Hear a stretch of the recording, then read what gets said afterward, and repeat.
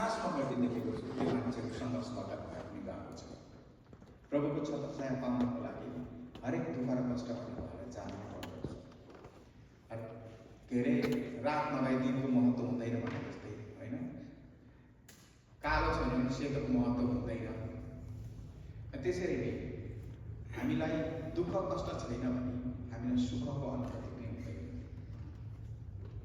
राजकुमार राजालाई दुःख के हो के थाहा, त्यस कारणले गर्दाखेरि ऊ राजाको छोरा फेरि राजा हुँदाखेरि खासै त्यत्रो अर्थ लाग्दैन। तर एउटा गरिब वर्गको मान्छे राजाको पदमा पुग्यो भने त्यो सबभन्दा महानता उसले महसुस गर्छ। किनभने एउटा गरिब मान्छे त्यत्रो राजा हुने आज हाम्रो इतिहास यस्तै स्थिति छ भने दुःख कष्ट सङ्कष्टहरूबाट भएर आएको छौँ।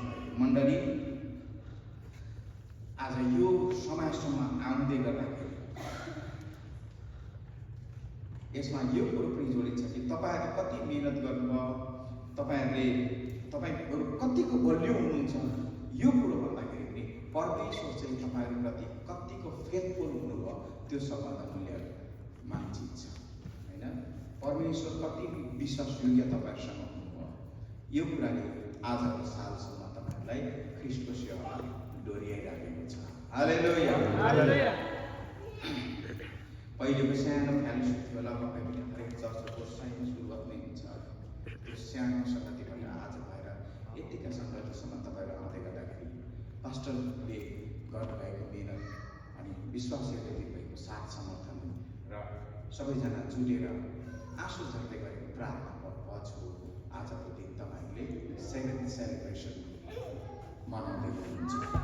र यो सबै कुराहरू त्यतिखेर तय हुन्छ जतिखेर एउटा मण्डली एउटा परिवार भएर स्ट्यान्ड हुन्छ। हाम्रो मण्डलीहरू हामी एभ्री इयर सेलिब्रेसन गर्दै त्यतिखेर जान सक्छौँ जतिखेर एउटा मण्डली स्वच्छ परिवार बनेर स्ट्यान्ड हुन्छ, जहाँ सङ्गति हुन्छ, जहाँ प्रार्थना हुन्छ, जहाँ प्रेमको आदान प्रदान हुन्छ, जहाँ सेवा हुन्छ, जहाँ एकले अर्कालाई सहायता गर्छ, एकले अर्काको निम्ति प्रार्थना गर्छ, एकले अर्काको दुःखहरूमा साथ दिन्छ, एकले अर्काले आफ्नो हृदय संसार गर्छ। अब मण्डली यहाँसम्म बलियो भएर आउँदै गर्दाखेरि पक्कै पनि तपाईँले यी असल कार्यहरूबाट भएर जानुभएको छ। यो आनन्दको कुराहरू साँच्चै हाम्रो लागि एउटा इतिहास हुन सक्छ र इतिहास बन्दै गइरहेको छ। हाम्रो इतिहास महान छ, तर परमेश्वरले हाम्रो भविष्य अझ महान बनाउनको निम्ति उहाँ तयार हुनुहुन्छ। अनि यो कुरालाई हामीले कहिले बिर्सनुहुन्न।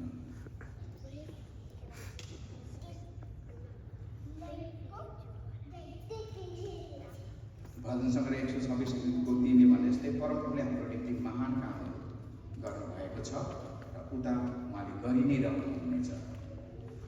त्यस कारणले गर्दाखेरि तपाईँहरू आज 7th एनिभर्सरीमा आइपुग्दै गर्दाखेरि अब परमेश्वरले उता 8औँ 9 10 हुँदै हुँदै हुँदै गरेर राख्नुभएको योजनाहरू अझै योभन्दा महान छ। प्रभुलाई धेरै धेरै धन्यवाद हामी गर्न सक्छौँ र उसलाई साँच्चै नै महिमा यस कारणले दिन सक्छौँ किनभने उहाँ परमेश्वरले हाम्रो सेवाकारीमा उहाँ आफै खडा हुनुभयो र उहाँ आफैले कुराहरू पुरा गर्नुभएको छ। अब यसो भन्दै गर्दाखेरि हामी एक दुईवटा केही कुराहरूमा आज बातचितहरू गर्नेछौँ। त्योभन्दा अगाडि हामी छोटो प्रार्थनातर्फ लागु होइन। प्रभुजी, तपाईँलाई धन्यवाद दिन्छु आज यस मण्डलीको पुलपिट अगाडि मलाई खडा गर्दै गर्दाखेरि प्रभु सर्वप्रथम मलाई तपाईँको अभिषेक हुनुहोस्। म दुर्बल छु, कमजोर छु, तपाईँ परमेश्वरले दया गराउनुहोस्। यहाँ म एउटा मण्डली र झुन्डको बिचमा मात्रै बोलिरहेको छुइनँ, तर तपाईँ पवित्र आत्माको उपस्थितिको बिचमा बोलिरहेको छु। मेरा आवाजहरू नलायक हुन सक्छ, मेरा शब्दहरू अपुरो हुन सक्छ, मेरा सोचहरू सीमित हुन सक्छ, तर तपाईँ परमेश्वरको आवाज महान छ, शक्तिशाली छ। तपाईँ परमेश्वरको सोच हाम्रो सोच र विचारभन्दा कयौँ माथि छ। र आज तपाईँ प्रभुले जे सन्देश यस मण्डलीसँग राख्नुहुन्छ आज त्यसमा म झुक्दै तपाईँको वचन अगाडि बढाउन चाहन्छु। हामी सबैलाई आशिष गर्नुहोस् यीशुको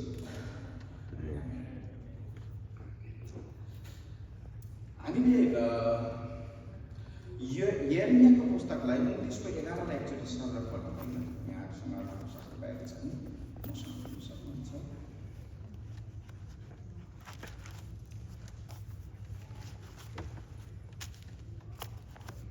किनभने जुन योजनाहरू मैले तिमीहरूका निम्ति बनाएको छु ती म जान्दछु। परमप्रभु भन्नुहुन्छ ती तिमीहरूका उन्नतिको निम्ति हुन्, नोक्सानीको निम्ति होइन, तिमीहरूलाई आशा र भविष्य दिनको लागि। मैले यो पद किन पढिरहेको छु आज भन्दै गर्दाखेरि चाहिँ यो पद सबैभन्दा धेरै रेफ्युजी क्याम्पमा पढिने पद। हामी जब रेफ्युजी क्याम्पमा ब्याक इन नेपाल त्यहाँनिर हामीसँग यदि कुनै कुरो थियो भने यही पदहरू हुन्थ्यो। यो पदभित्र आशा लुकेको छ, यो पदभित्र भविष्य लुकेको छ। यो पद ती मानिसहरूको निम्ति केन्द्रित हुन्छ जो मानिसहरूको लागि अब अगाडि केही पनि छैन, न उसँग कुनै योजना छ, न उसँग कुनै सामर्थ शक्ति छ, न उसँग कुनै क्षमता छ। त्यतिखेर एउटा मान्छेले एउटा आशाको केन्द्र आफ्नो हृदयमा ल्याउन सक्छ। यो पद पढेर भन्छ अब मेरो लागि परमेश्वरको योजना बनाउनु केही पनि छैन। र यो कमनली यहाँ अमेरिकामा कतिले यो पद पढ्छ थाहा छैन मलाई, तर रेफ्युजी क्याम्पमा जहाँ हाम्रो आइडेन्टिटी थिएन, जहाँ हाम्रो पहिचान थिएन, जहाँ हामीसँग पूर्ण रूपले खाने अन्न प्लेटमा थिएन,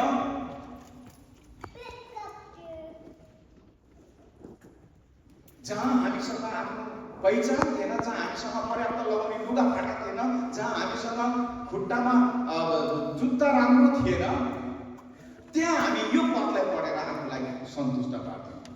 आज मसँग केही छैन, तर मसँग एउटा कुरो छ भने परमेश्वरको भविष्यको योजना चाहिँ छ। यिनै पदहरूले हामी आज अमेरिकामा छौँ।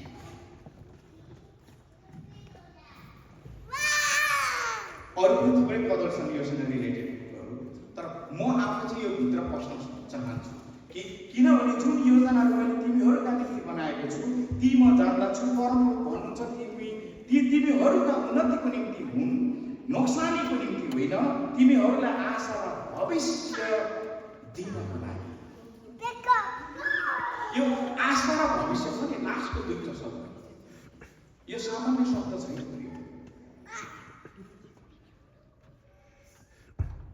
एउटा बेलमा अन्तिम सास फेर्दै गरेको मान्छेले उसको अन्तिम साससम्म एउटै मात्रै आशा हुन्छ, म बाँच्छु भन्ने हुन्छ।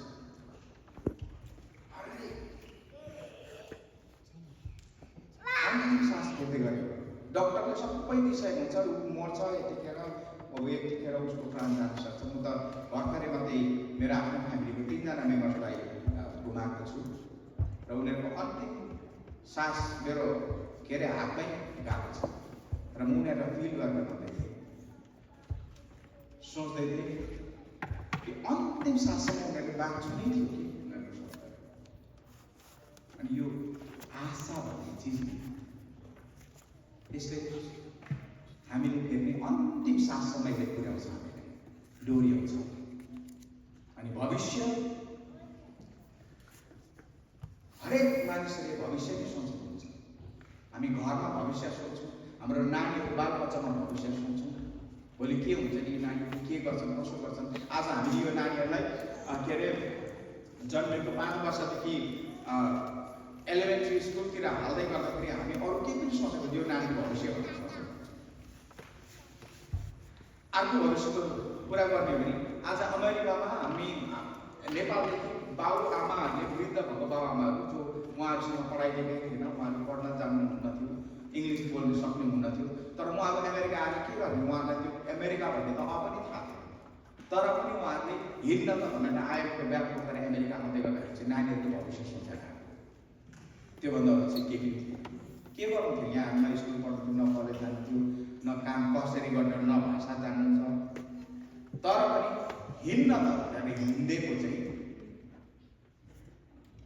नानीहरूको भविष्य सोचेर। यी आशा र भविष्यको बिचमा हामी भुटानी मूलका मानिसहरूले धेरै हिँडेका छौँ, यो समयभर हिँडेका छौँ।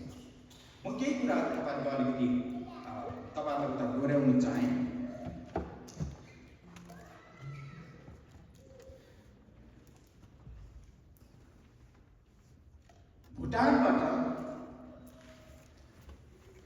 भुटानबाट रेफ्युजी क्याम्पसम्म आउँदै गर्दा नि मलाई थाहा छ तपाईँहरू कतिले रेफ्युजी क्याम्पमा आएर प्रभुलाई पाउनुभयो, कतिले अमेरिका आएर प्रभुलाई पाउनुभयो, कतिले भुटानमा प्रभु पाउनुभयो होला। तर भुटानको हकमा चाहिँ थोरैभन्दा थोरैले प्रभु पाएको। त्यसमा हामी 2-4 जना पाउनु पर्थ्यो। के अरे अम्लामा कति गर्न सक्ने विश्वास हुरीमा आइयो भुटानदेखि रुँदै र कराउँदै ट्रकमा बाँस उतैदेखि लिएको खतरा खुतरी भाँडा बटुकाहरू, बर्तनहरू, लुगाफाटादेखि लिएर क्याम्पमा आयो। क्याम्पमा आएपछि यो त रेफ्युजी क्याम्प झापामा आइयो। झापा भनेको ठुलो ठुलो सुनेको थियो भुटानमा, तर त्यहाँ आइपुग्दाखेरि हार्कै रहेछ। अनि त्यहाँ आएर लाथलिङ्ग भएर बस्दै गर्दाखेरि उहाँदेखि आएको विश्वासीको त्यतिखेरको त्यो स्पिरिटको कुरा गरिरहेको छु। हामी जो त्यहाँबाट आयौँ हो, हामीसँग खाने अन्न पनि थिएन। कहाँ जानुपर्ने, कुन पक्रिमा जानुपर्ने, कहाँ आरसियुमा जानुपर्ने, कहाँ बोर्डमा एलडब्ल्युएफमा गएर नाम दर्ता गर्नुपर्ने, यी सबै कुरा च्यालेन्जेस हुँदा हुँदै पनि एउटा कुरो चाहिँ के काम गरिन्छ त्यतिखेर हामीले भने एउटा कुरो चाहिँ सेवा गर्न चाहिँ छोडेको। अनि सेवा कहाँ गर्ने, आफ्नो पनि घर थिएन। अनि सेवा गर्नको निम्ति सिसो भएको थिएन, घर सेवा गर्यो।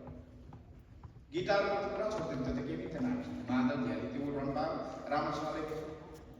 आफूले खाने अन्न त लिएर आउनु पाएँ भुटानदेखि, सेवा गर्ने ध्यालीहरू त लिएर आउनु पर्यो भने। तर पनि हात ताली बजाएर थोरै छारे विश्वासी सेक्टर 2 को सेक्टर बेलायतको सेक्टर कुनै कतिमा एकजना छ है परिवार, उसलाई पनि भनौँ न भनेर खतरा खुतरू झिटी झमाटी विश्वासको पट्टि लिएर एउटा शिशु भएको भेला भएर आइतबार सेवा गर्थ्यो। अनि हुँदा हुँदै त्यसरी केही 6 महिना कति बितिसकेपछि एउटा रेड क्रस भन्ने स्थापना भयो फेरि त्यही बेलायतको। त्यो बेलायतको माथि पानीदेखि माथि त्यो कुलोदेखि पर्तिर त्यहाँ शिशुहरूको खुट्टाहरू सबै खानेर फेरि मान्छे आउँदैछ भनेर भन्दाखेरि चाहिँ रेड क्रसले त्यहाँनिर राखेको थियो। त्यहाँनिर चिराङको हुल आयो, चिराङको भुटानीहरूको हुल आयो। चिराङबाट आएको लु, चिराङबाट आएको ल सबै गट्टल बस्दै जाँदाखेरि त्यहाँ त विश्वासी पनि आएको छ। त्यो विश्वासीहरूको कति तपाईँहरूले चिन्नुहुन्छ थाहा छैन। पास्टर हाम्रो सान राई, उहाँको परिवारहरू, हाम्रो पास्टर भद्र, उहाँहरू हुनुहुन्थ्यो त्यो टोल, उहाँहरू पनि आइपुग्नु भयो। लु विश्वासीहरू आएर भने चाहिँ हामी अलिकति अगाडि आफूले गर्दाखेरि चाहिँ दौड गएर रेड क्रसमा गयौँ गएको। त्यो विश्वासीलाई भेट्दाखेरि आनन्द के आउनु त धेरै अरू पनि आएको, तर हाम्रो त खालि विश्वासी आएर सङ्गति गर्न पाए विचार उहाँहरू चाहिँ हामी चाहिँ हुरीमै भुटान छोडेर आयौँ। तर उहाँहरू चाहिँ बस्नुकै कन्सर्टमा राखेर देश सोच्नुहोस् कि भुटान देश सोच्नुहोस् कि यीशुलाई सोच्नुहोस् भन्दा चाहिँ उहाँले हामी देश छोड्छौँ तर यीशुलाई छोड्दैन भनेर आउनु देशै छोडेर आउनु। र उहाँसँग सङ्गति भएर त्यही जहाँ भेट्यौँ त्यही बसेर ताली बजाउन थालिहाल्यो। त्यो आनन्द थाहा छैन कता भविष्य, कता हिँडेको होइन, कता हिँडेको गाडी पोछा गएको कता गएको झापा आयो, यहाँदेखि कता जाने के गर्ने अनि यो अँध्यारो छ अगाडि। तर मन चाहिँ विश्वासीले विश्वासीलाई भेट्दा उज्यालो भइहाल्छ। प्रार्थना गरौँ खानु पिउनु के हो त्यो पनि छैन। त्यो खालको एउटा आनन्द हामी केही पनि होइनौँ हो, हाम्रो केही पनि छैन, अब भविष्य पनि छैन, जानुपर्ने हो, के गर्नुपर्ने हो त्यो पनि थाहा छैन। तर हामीलाई एउटै कुरो चाहिँ पक्कै थाहा छ, त्यो हो जे गर्नुहुन्छ प्रभुले नै गर्नुहुन्छ। हामीसँग आशा त्यति नै थियो। अनि हुँदाहुँदै त्यो देशमा हामी पछि पो थाहा भयो त्यहाँ शरणार्थी पो भएछ। अनि शरणार्थीको मतलब पनि थाहा थिएन फेरि हामीलाई के हो रे। भुटान कहिले रेफ्युजी भएको पछि मान्छेहरूले कुरा गर्दै गर्दै रेफ्युजी भनेको थियो यस्तो पो अरे त, त्यसको त आइडेन्टिटी पनि हुँदैन अरे, देश पनि छैन अरे, त्यसको त नागरिकता पनि हुँदैन अरे, यहाँ 2-4 दिन बस्न आएको मात्रै अरे, यिनीहरू त खेतीबाली पनि हुँदैन अरे उनीहरूको। अनि पो त त्यस्तो हो। त्यसो भन्दा हामीले त छोडेर आयौँ त। यति अहिले जग्गा थियो मेरो, अनि यति त सुन्तलाबारी थियो मेरो, यति अलैँची लगाएको थियो, त्यो सबै छोडेर आएको त फेरि जानु पाउँदैन अरे, फर्केर पनि जानु पाउँदैन। अनि यता पनि जानु पाउँदैन, उता पनि जानु पाउँदैन। यहाँ राखेको उनीहरूलाई अलिक दिन पछाडि खाने दिन्छ अरे, 5 किलो चामल दिन्छ अरे, त्यसरी खाएर 15 दिन राख्नुपर्छ। क्या हो मान्छेको आकाशमा कोही मेन्टल सिक हुन थाल्यो, बाटो छैन रहेछ। हामी त्यस्तो ठाउँमा आएछौँ जहाँबाट बाटो हिँड्ने जाने बाटै छैन। त्यस्तो अनि यो भित्र एउटा विश्वासी जति पनि विश्वासीहरू थियो उनीहरू एकट्ठा भए प्रियहरू। आज म तपाईँहरूलाई यो पढ्न पुऱ्याइरहेको छु, सायद तपाईँले यहाँ आएर प्रभु पाउनुभएको होला। आज तपाईँले प्रभु पाउँदै गर्दाखेरि यो यत्तिकै भएको होइन कि एकजना मान्छे आएर तपाईँलाई सुसमाचार सुनायो वा होइन म पनि क्रिस्चियन धर्ममा लाग्नु पर्यो, म पनि यो धर्ममा अपनाउँछु भनेर झट्टै तपाईँ क्रिस्चियन भएको होइन। हरेक मान्छे फल्दै गर्दाखेरि त्यसको जरा हुन्छ। जरा नभएको रुख हुँदैन। अनि जरा भएपछि रुख हुन्छ, अनि रुखले मात्रै हामी फल फलाउँछ। आज तपाईँले फल हुनुहुन्छ, हरेक म जराको कुरा गर्दैछु। अनि त्यो रेफ्युजी भएर त्यो रेफ्युजी क्याम्पमा बस्दाखेरि त्यहाँ भएको जति पनि पठाइएको विश्वासी आएको विश्वासी हामी एकअर्का बोझ तलास गर्दै गर्दै विश्वासीहरू हेर्न थाल्यौँ। सिसो बारीमा प्रार्थना गर्न थाल्यौँ। हुँदाहुँदै एउटा सानो क्याम्प छात्र बस्ने एउटा जग्गा थियो। त्यो जग्गालाई अब पास्टरहरू पनि थिएन, त्यतिखेर पास्टरहरू पनि थिएन। हामी विश्वासमा हेर कोही पास्टर त उतै भुटानमै छोड्यो, पास्टर त उता इन्डियामै छोड्यो, हामी मात्रै आयौँ। ल त्यसो भने तिमीले लिड गर अनि हामी तालिम गरौँ। यो 2 फेस भएको छ है। यो भुटानी इतिहासको 2 फेस। एउटा फेस क्याम्पमा भएको, अर्को चाहिँ अमेरिकामा भएको। अनि त्यसरी भेला भएर अनि भजन गायौँ, प्रार्थना गऱ्यौँ, भेटी भएको पैसाहरू भेटिहाल्यो। त्यतिखेर सिल्भरको पैसाहरू पोइन्ट त्यहाँदेखि नेपालमा त्यो 4 आना 8 आना जस्तो कुराहरू त्यतिखेर चल्थ्यो। त्यो हालेर पनि सेवा गऱ्यौँ। चामलहरू दिन्थ्यो शरणार्थी शिविर संस्थाहरूले, त्योबाट पनि मुठी चामल उबारेर ल्याएर चढाउने गर्थ्यो। चामलहरू दालहरू केही बेचे 2-4 पैसा आयो त्यसबाट पनि 10 अंश लगेर चढाउन दिने चलन थियो। त्यसो हुँदाहुँदै परीक्षाहरू पनि धेरै आयो र त्यो परीक्षाहरू एउटा आत्मा एउटा सेक्टरबाट एउटा आत्मा बचाएर भोलिपल्ट प्रतिनिधिको दलमा लाग्यो, सेक्टर 1 को दलमा। अनि त्यहाँ तिमीहरूले यसरी यसलाई जबरजस्ती धर्ममा लगाएछौ, कुनै के गरेछौ तपाईँहरू तिमीहरूले यति जरिमाना तिर्नुपर्ने, ऊ गर्नुपर्ने, बहिष्कार हुनुपर्ने, हुँदाहुँदै यो मान्छेलाई चन्द्रायन गराउने भयो। अब यो चन्द्रायन गराएको पैसा तपाईँहरू विश्वासीहरूले तिर्नुपर्ने, के बल्ल एउटा आत्मा त्यसलाई पनि भोलिपल्ट चन्द्रायन गराइदिइहाल्छ। अलिकति भिटा पास्टर त्यो त्यहाँको अगुवाले आफ्नो बस्ने घरको भिटालाई आदि सुत्ने बनाएर आदि सेवा गर्ने बनाएर राखेको थियो। त्यो पनि पुलिस आएर यो किन गरेको फेरि यसरी भेला हुन पाउँदैन, यो नियम होइन, यो नियमले दिँदैन थियो भनेर बन्द गर, मान्छेहरू भेला हुन नदिनु। कतिवटा सङ्घर्ष तपाईँलाई जोडिएको सम्बन्धको गीतको अगाडि तपाईँले सुन्नुभयो भने मैले बोलेको छु, त्यहाँ भनेको छु। बाँसको चिम च्यातेर हामीलाई थुक्ने निन्दा गर्नेहरू त्यहीँ हामीले समाज बाटो हिँड्दाखेरि हामी भुटानबाट खासमा लगाएपछि यही बाइबल बोकेर हिँड्ने गर्दा आरोप प्रति आयो। तर हामी कहिले हार मान्यौँ। अनि हुँदाहुँदै एकजुट हुँदै कहाँको अलिकति लिडरसिपमा आएको साथीहरू कनेक्ट हुन थाल्यो। त्यो छ अरे, त्यहाँ छ अरे, त्यहाँ छ अरे। हामीसँग एउटा टिम थियो कि म थिएँ, पास्टर माइकल थापा अहिले जर्जियामा हुनुहुन्छ, पास्टर फिलिप कोलम्बसमा हुनुहुन्छ, पास्टर कर्ना क्लिभल्यान्डमा हुनुहुन्छ, अर्को एकजना पास्टर हुनुहुन्थ्यो हाम्रो के अरे ककरिया सहरमा पिआरबी सिनामको पास्टर हुनुहुन्थ्यो, उहाँ क्यानाडामा हुनुहुन्छ। हामी 4-5जनाको टिमहरू थियो। अनि पछिल्लो अलिकति जिनियर भाइहरू पास्टर सानो थपिनु, अरू पास्टर थपिनु, उहाँ पनि बेलबारीमा छ अरे, गोलतामा पनि छ अरे, खुजेलबारीमा छ अरे पास्टर हो र भन्दै खोज्दै खोज्दै एक आपसमा कनेक्ट हुन थालिसकेपछि चाहिँ अनि हामीले अब हामी यसरी बस्नु हुँदैन, बाइबलको महान आज्ञालाई पुरा गर्नुपर्छ साथी हो। जाउँ। खुजेलबारीमा छन् अरे विश्वासीहरू अलपत्र भएर बसेको छन् अरे, उनीहरू निराशा छन् अरे, उनीहरूलाई गएर उत्साह गरौँ। साइकलमा चढिरहेछ, 3जनासम्म चढेर बेलडाँडी खुजेलबारीसम्म रातिको 11-12 बजीसम्म हात्तीहरूले खेदाएर